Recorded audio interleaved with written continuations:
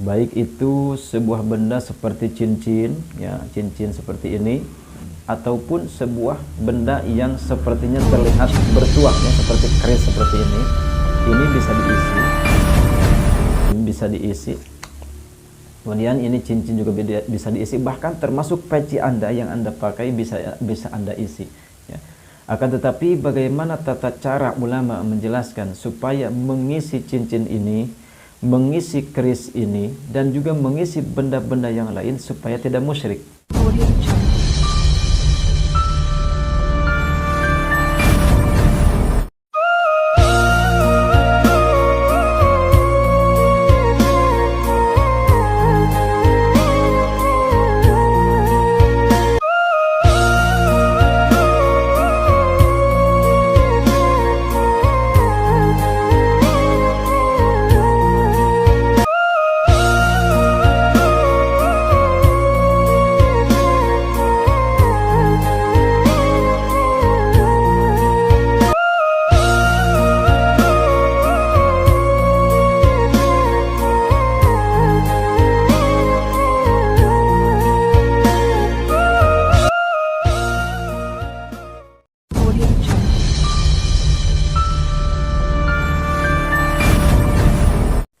Assalamualaikum warahmatullahi wabarakatuh.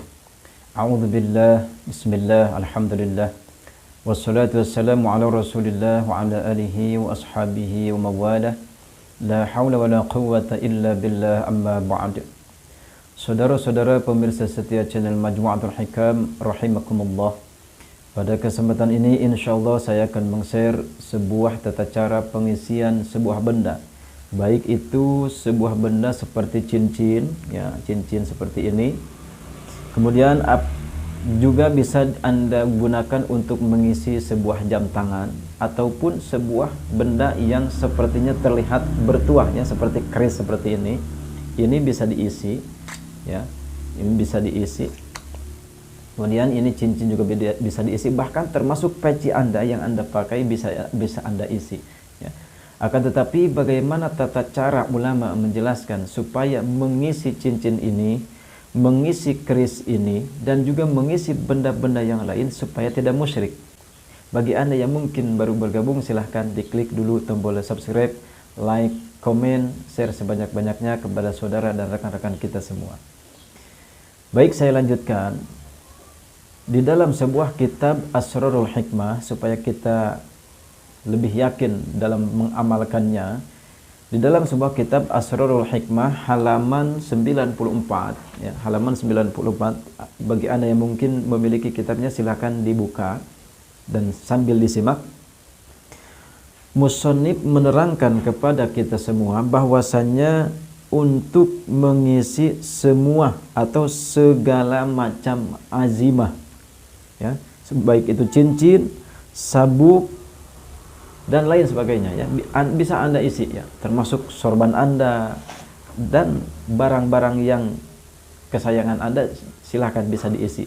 Diisi dengan apa? Tentunya diisi dengan doa, ya. Sebagaimana kita mengetahui bahwasannya doa itu bisa ditiupkan, bisa diisikan kepada setiap benda, ya.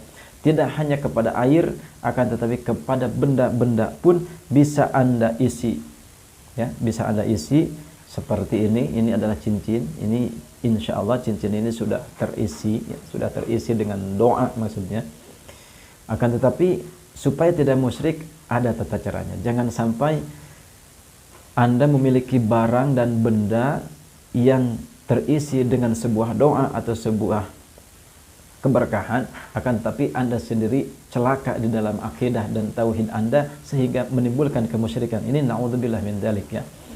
Sebetulnya mengenai musyrik atau tidak, ini tergantung kepada i'tikad kita dan ketauhidan kita, ya. Apakah kita bergantung kepada Allah Subhanahu wa taala atau kita bergantung kepada benda, ya. Sebetulnya benda ini tidak ada apa-apanya, ya. Cincin ini tidak apa-apanya, tidak ada apa-apanya. Akan tetapi apabila kita meyakini bahwa cincin ini memiliki kekuatan, akan tetapi apabila keris ini memiliki kekuatan tanpa kekuatan dari Allah, ini yang musyrik, ya. Sehingga kita tidak lagi bersandar kepada Allah, tidak lagi bersandar kepada Allah, malah bersandar kepada keris, malah bersandar kepada cincin. Ini yang musyrik. Sehingga kita melupakan Allah, lebih percaya kepada cincin dan keris daripada kepada kekuatan Allah Subhanahu wa taala. Ini yang musyrik. Ya. Apabila Anda tetap meyakini bahwa cincin ini tidak ada apa-apanya kalau tidak diberikan kekuatan oleh Allah, kalau tidak diberikan keberkahan sebuah doa oleh Allah Subhanahu wa taala, ini insya Allah tidak akan musyrik, ya. Sehingga di dalam sebuah kitab Asrarul Hikmah, ulama menjelaskan bahwasannya untuk mengisi benda-benda tersebut, caranya adalah, silahkan disimak bagi Anda yang mungkin punya cincin atau punya sabuk atau punya barang-barang aksesoris apa saja bisa Anda isi, ya. Bisa diisi dengan doa. Caranya adalah yang pertama, baca Fatihah kepada Nabi Sulaiman alaihissalam. Cara membacanya adalah Linabiyillahi Sulaiman al-Fatihah. Nah, ini dibaca 11 kali. Kemudian silakan Anda baca surah Al-Ikhlas sebanyak 11 kali. Setelah itu baca sholawat juga sama 11 kali. Sholawatnya bebas. Utamakan sholawat Ibrahimiyah. Atau mungkin apabila Anda tidak hafal, silakan baca sholawat yang Anda hafal saja sebanyak 11 kali. Setelah itu kemudian baca Allahumma amin sebanyak 10 kali. Ya, saya ulangi, bacalah Fatihah kepada Nabi Sulaiman alaihissalam, kalimahnya Linabiyillahi Sulaiman al-Fatihah, baca 11 kali. Kemudian surah Al-Ikhlas 11 kali. Kemudian baca sholawat 11 kali. Kemudian baca Allahumma amin sebanyak 10 kali. Setelah itu sambil ditiupkan ke azimahnya, ya, sambil ditiupkan ke azimah atau kepada benda yang akan kita isi tersebut, ya. Ini misalkan ini cincinnya bagus, ya. Sambil ditiupkan ke azimah tersebut, terus tawasul. Tawasulnya, kalimat tawasulnya seperti ini. Ya Nabi Allah Sulaiman, saya minta mengisi khasiatnya cincin ini diisi. Nah, nanti disebutkan untuk apa nih diisinya. Untuk pengasihan atau untuk yang lain-lainnya. Silakan Anda sebutkan tujuannya untuk apa. Kemudian Anda sebutkan untuk selama-lamanya, lalu tiupkan, ya, lalu tiupkan. Setelah Ya Nabi Allah Sulaiman, saya minta mengisi khasiatnya azimah ini atau cincin ini diisi. Maksudnya apa? Diisi supaya apa nih? Gitu. Kemudian untuk selama-lamanya. Setelah selesai, cukup 1 kali saja. Setelah selesai kita tiupkan Allahu Akbar. Nah, setelah itu insya Allah cincin ini sudah terisi dengan sebuah doa, ya, sebuah doa. Setelah ditiupkan, gitu, sambil ucap lagi 3 kali Allahumma amin, Allahumma amin, Allahumma amin, Allahu Akbar 3 kali, ya, cukup. Itu seperti ini. Nah, yang jadi pertanyaan, kenapa kok ini memintanya bukan kepada Allah, memintanya kepada Nabi Sulaiman? Kalimatnya Ya Nabi Allah Sulaiman, saya minta, ini kalimatnya seperti itu. Kenapa kok seperti itu? Apakah ini tidak musyrik? Oh, tentu tidak. Karena ini yang disebutkan dengan tawasul ini seperti ini. Jadi kita meminta kepada Allah melalui keberkahan dan mukjizatnya Nabi Sulaiman alaihissalam. Ini yang perlu kita fahami dan kita pelajari. Kalau kita meminta kepada Nabi Sulaiman, itu artinya kita bertawasul. Itu artinya kita tetap meminta kepada Allah. Karena apa? Karena tidak mungkin ada Nabi Sulaiman tanpa Allah wujudkan Nabi Sulaiman.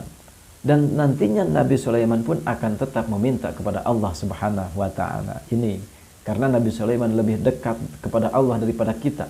Ya, ini tawasul yang pertama. Karena di dalam sebuah kisah ternyata Nabi Sulaiman alaihissalam memiliki sebuah cincin, ya, memiliki sebuah cincin yang luar biasa, yang konon dari sebuah kisah bahwa cincin tersebut adalah cincin dari surga. Ya, ini yang pertama.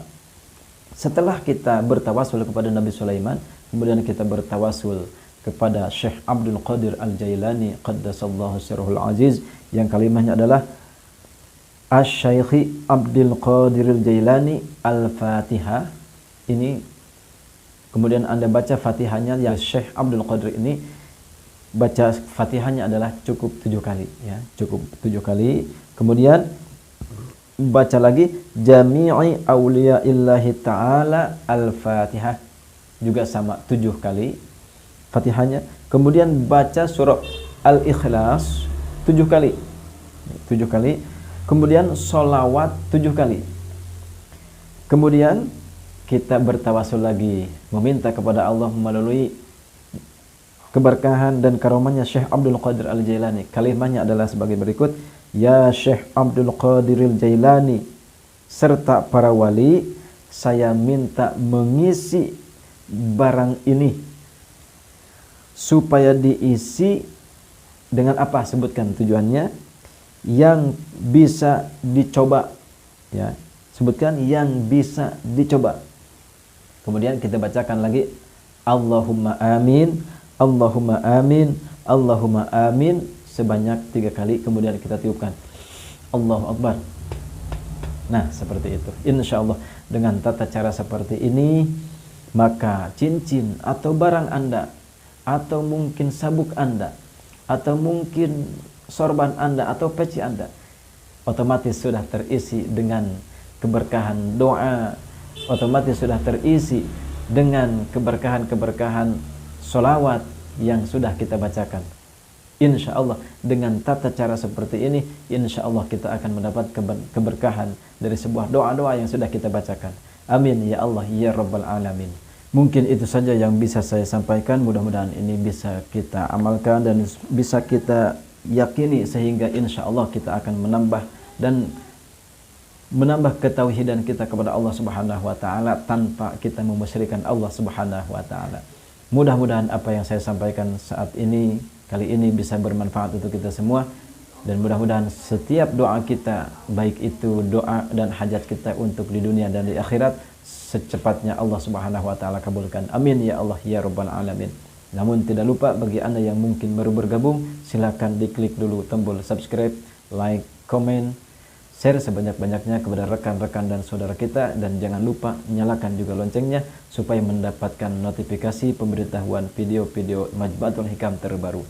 Saya cukupkan sekian. Wabillahi taufiq wal hidayah. Wassalamualaikum warahmatullahi wabarakatuh.